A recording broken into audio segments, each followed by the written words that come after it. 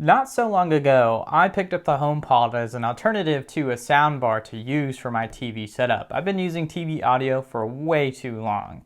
And honestly, it's done a pretty good job and I can't really complain.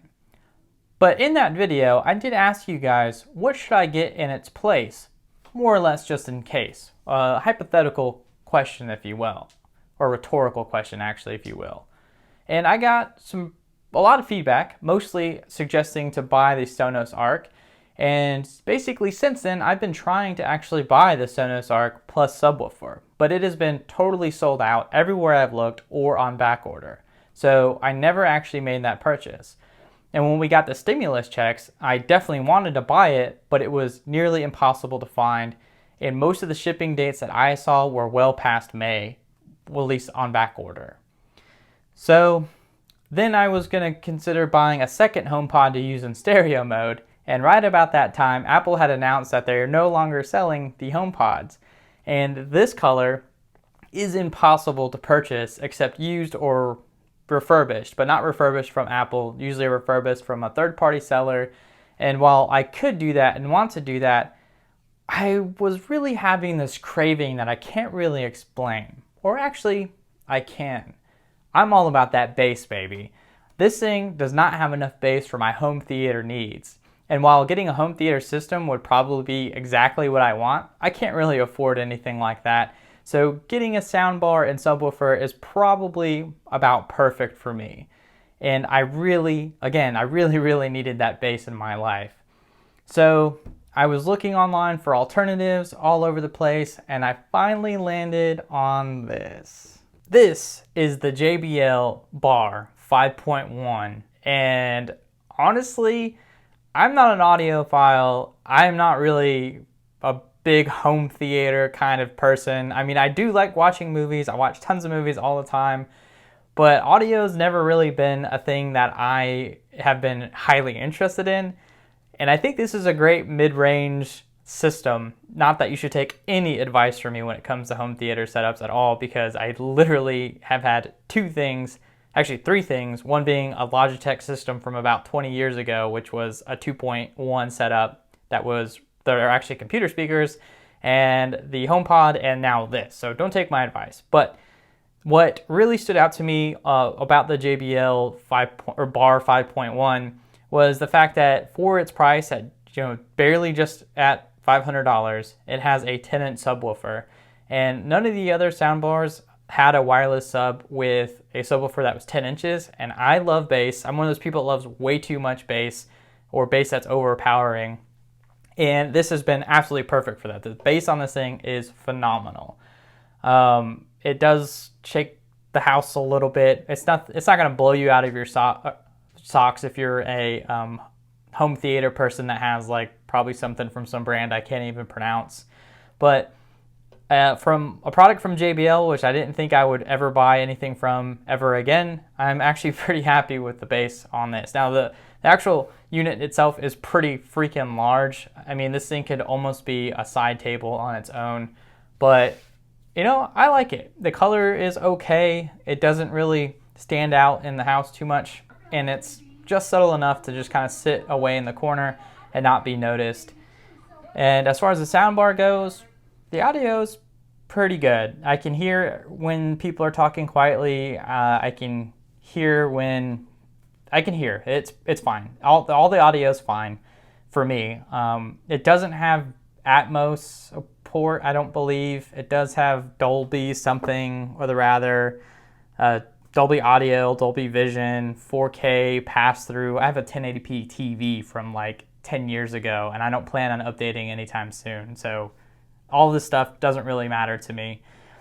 And the real reason why I ended up going with this is, well, one, it was available, but two, it has Apple AirPlay support, which is important because I wanted to be able to use my Apple TV remote.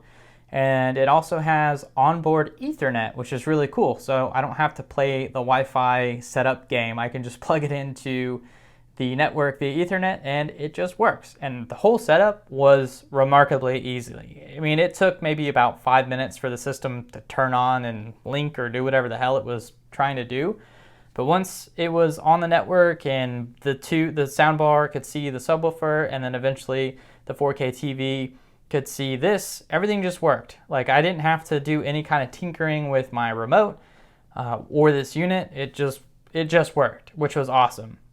I thought there was going to be a lot of effort going into this. I didn't really see anything in the reviews that stood out as don't buy this product. And by reviews, I mean just like browsing Amazon and Best Buy. I didn't watch any YouTube videos. I didn't watch or read any reviews from any website. I just kind of went with it because of the price, Ethernet, AirPlay, and a 10-inch subwoofer. Like, literally that's it. So again, don't take my advice when it comes to buying this stuff, but I've been absolutely blown away by this system.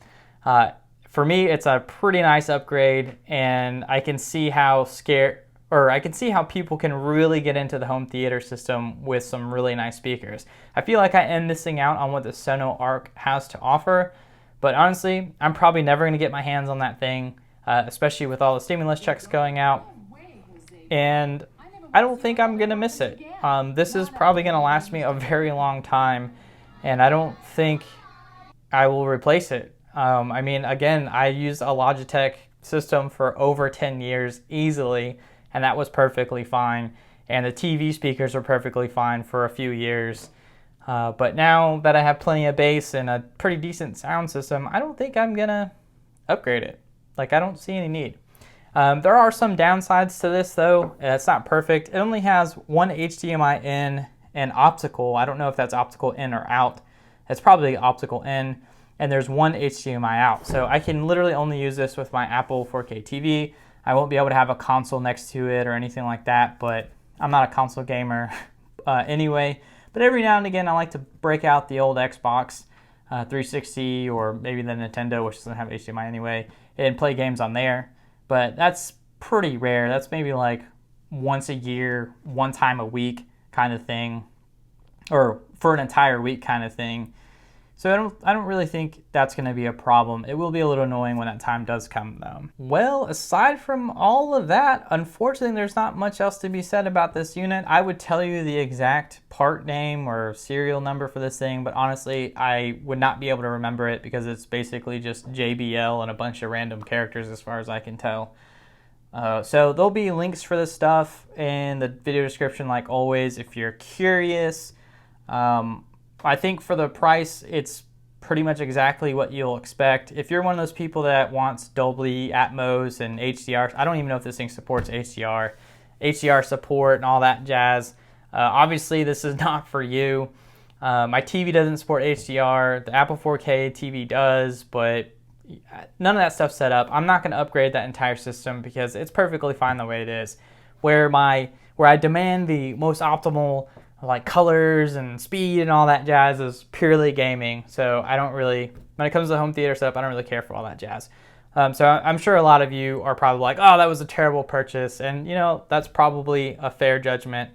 But you know what? For the price I paid and the fact that it just works and everything sounds pretty good, I'm happy.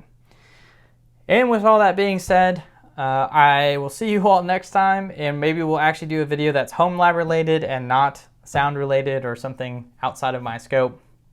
And I will see you all next time. Peace.